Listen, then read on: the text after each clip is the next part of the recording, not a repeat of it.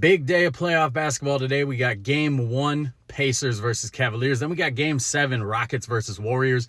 Let's break it all down. So, Pacers Cavaliers, super interesting series. I'm excited for this series. I think it's going to go a lot like that Celtics series went last year for the Pacers, where yeah, they got swept, but they should have won 2 of those games, and it was a lot closer than sweeps that we see. You know, it wasn't like Cavaliers versus Heat where they just beat the dog shit out of them. The Pacers were in every game. It was just a lot of mental lapses down the stretch that led to some losses, and the Pacers, for as improved as they are this year on the defensive end, they still make a lot of those mistakes down the end of the games at the close of games.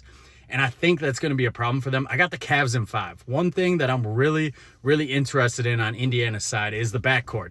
Are they going to go with the offensive firepower that Bennedict Mathurin provides for them?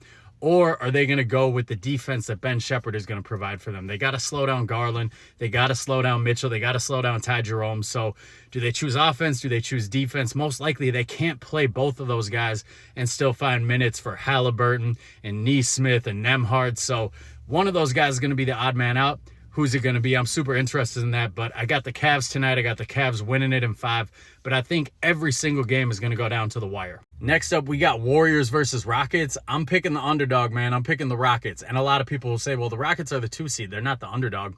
They're the underdog. Everybody has written them off. Everybody has thought the Warriors are going to win this series. It wasn't a popular pick when I picked the Rockets to win in 5, and obviously I was wrong. I didn't take into account the youth factor that it would take the Rockets a couple playoff games to get their legs under them, but now, man, the last 2 games, they've looked like the far superior team.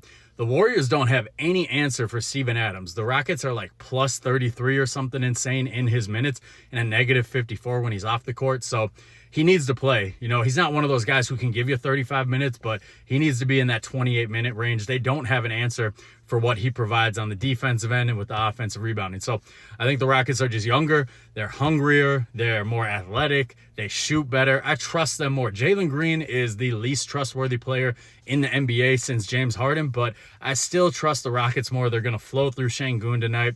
The Warriors don't have any answer for Şengün. Steph looks banged up with that thumb. Jimmy Butler looks banged up.